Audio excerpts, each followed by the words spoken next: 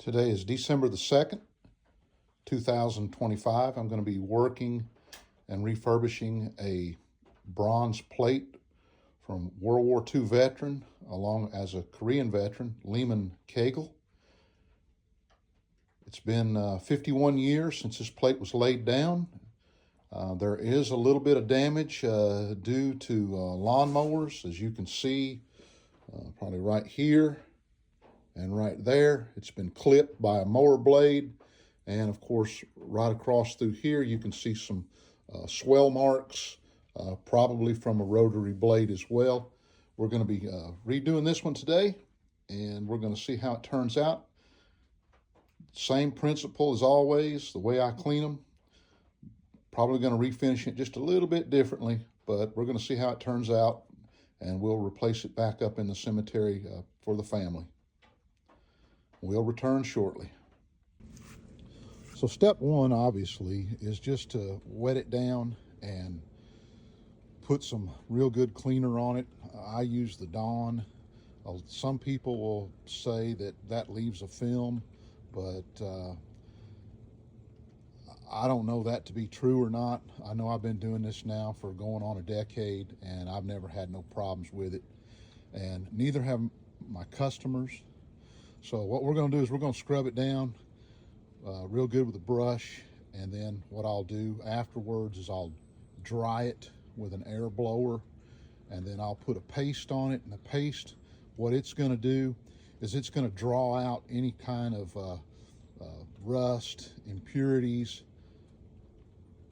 things of that nature. It's going to turn the plate probably a little bit of a blue-green color.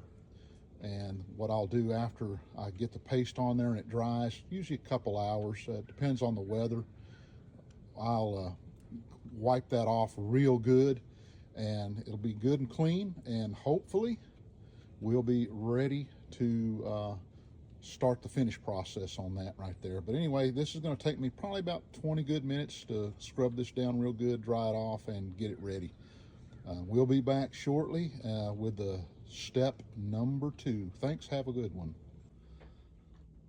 All right, we're back and got the plate washed off, brushed out.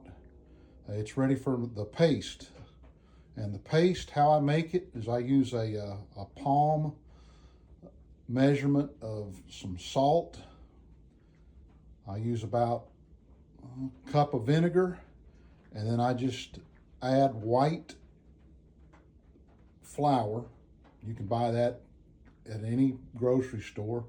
And I stir it up and I make a paste, and it's a consistency of, as you can see, maybe some pancake batter or stuff like that, peanut butter, whatever you want to use or say. Anyway, I'm going to coat the plate with this batter, this mixture of vinegar and white flour, and I'm going to let it set up. And what it's going to do is it's going to pull the rust or patina, this bluish green looking color.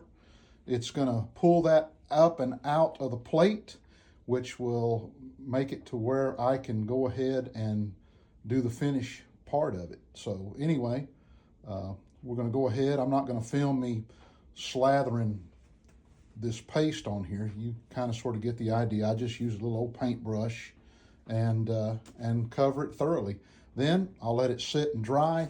It depends upon the weather. Today it's in December. It's a rather cool day here in Northwest Georgia. So it may take an hour and a half to 2 hours to set up. You know, when it's in the hot summer sun, it takes about 20 minutes. So today, going to be a little bit longer, but it's going to turn out fabulous. Well, we've returned, got the paste on the plate. We're going to let it dry real good. One of the things that you see right now is the paste that's covering the plate. It looks white because it's wet. Once it dries, and it's going to take a couple of hours to dry, it'll turn the plate like a bluish green color. Some folks call it patina. You know, I'm from Northwest Georgia. I just call it rust. But it is cool this morning. It's going to take longer than normal to dry. In the summer months, it'll dry in 20 minutes under the sun. Wintertime, as you can see, I've got a heater on it, and we're going to try to dry it out and keep the temperature warm. It's always best to be, I don't know, 60 degrees or so, but today it's around in the 40s outside, so I'm working indoors. We'll be back and we'll see how it looks then. Well, we're back, and as you can see, the paste is starting to dry on the marker itself. It's turning it that bluish green patina color. You can see that it's not dried all the way, especially around the lettering. We're going to try to help that along the way by putting an air blower on it and blow that dry so we can get to working it in the next stage. Again, the cooler weather slows the process of the drying, so we're going to see if we can't continue to put a little heat on it, a little air, and get that dried out real good. And then what we'll do is we'll go ahead and wipe it down clean and get it prepped for our one of our final stages of the process. And we'll be back shortly.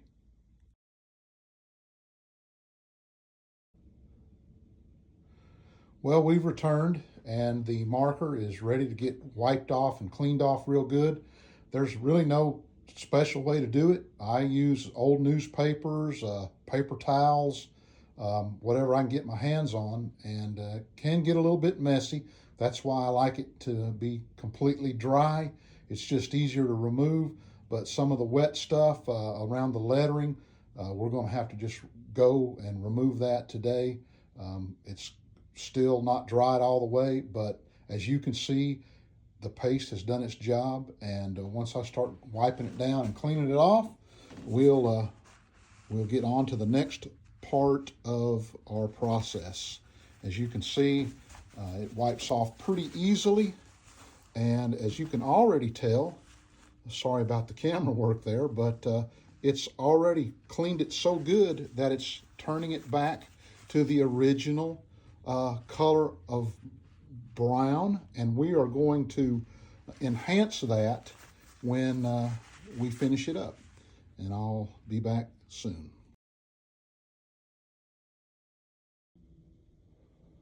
Well, I'm back. We painted the bronze marker last night, let it dry overnight, and final step will be touching up the lettering on the plate, and then I'll reinstall it back at the cemetery. We'll be back in the final steps. Well, I've returned, and as you can see, we're sanding off the paint on the letters. And I normally use something like a fine grit, 200 grit sandpaper. You can use whatever works for you. As you can see, it doesn't take a lot to remove the paint off and bring the shine of the bronze out. I'll give you an example. I'll just use this right quick, and hopefully I won't shake the camera too much. But as you can see, I don't really put a lot in it. And it's a good thing that the letters are raised too, so it doesn't go into your back of your plate. As you can see, now I'm going to cut the camera off here, and I'll show you the finished result after I get them all done. And then I'll put some wax on it, and it'll be finished. Stay tuned for the last part. Well, as promised, here we are back again. I've got the letters all sanded down. Came out pretty good. The last thing we're going to do is we're going to apply some Mission Restore Bronze Cleaner and wax. I'll pull it in close for you.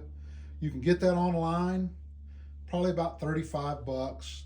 A can that big will probably last you at least 3 to 5 years.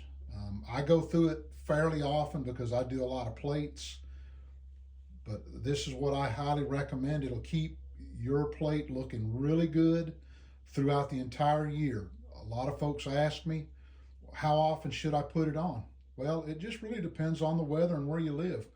Me personally, I always just tell them, holidays, maybe Christmas time, Easter, Memorial Day, 4th of July, Veterans Day, Labor Day, you know, every 3 months or so. It should keep it looking good.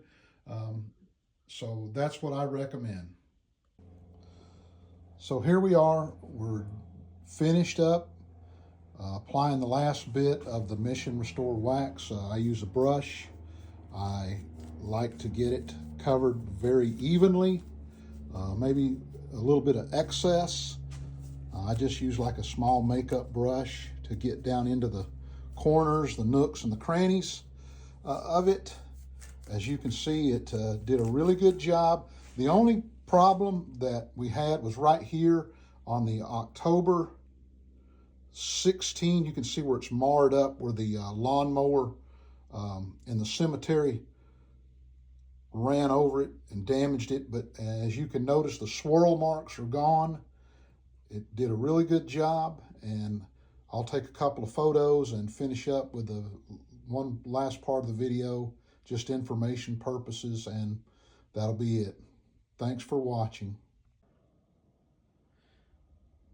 Here at H&L Restoration and Cleaning Services, I get asked questions all the time about what do I use and how do I keep them so clean and what can I do to keep mine looking clean. Well, hands down, there's only 3 products, well, maybe 4.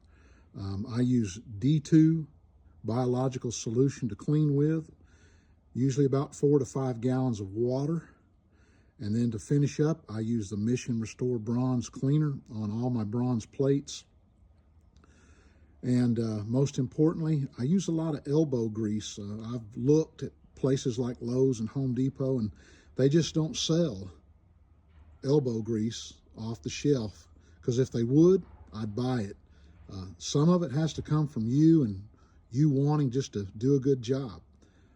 I can tell you another thing people will ask is, well, you know, over time, mine has faded. Well, it's like buying a pair of boots. You know, when you buy boots out of the box, they're clean and new. They ain't got a bit of dirt on them. But when you're out there on the bulldozer, jumping up and down on the tracks and kicking dirt everywhere, your boots are going to get a little dirty. Same thing with these plaques. Over time, lawnmowers are going to run over them. Weather's going to get cold. It's going to get hot. It's going to get rainy. And you got to exhaust a little bit of an effort. Almost like mowing a yard of grass. You can mow it one time and weed eat it, let it look real good, and it will.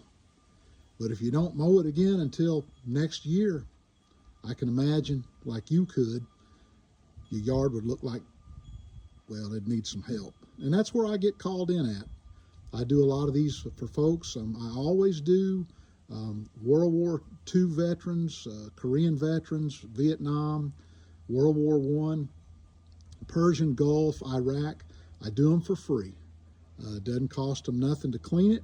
I also do a lot of granite and marble, and I always clean anybody who's lost a loved one, a child that's under 10 years of age or under. I'll do those for free too. Thanks for watching. This is H&L Restoration and Cleaning.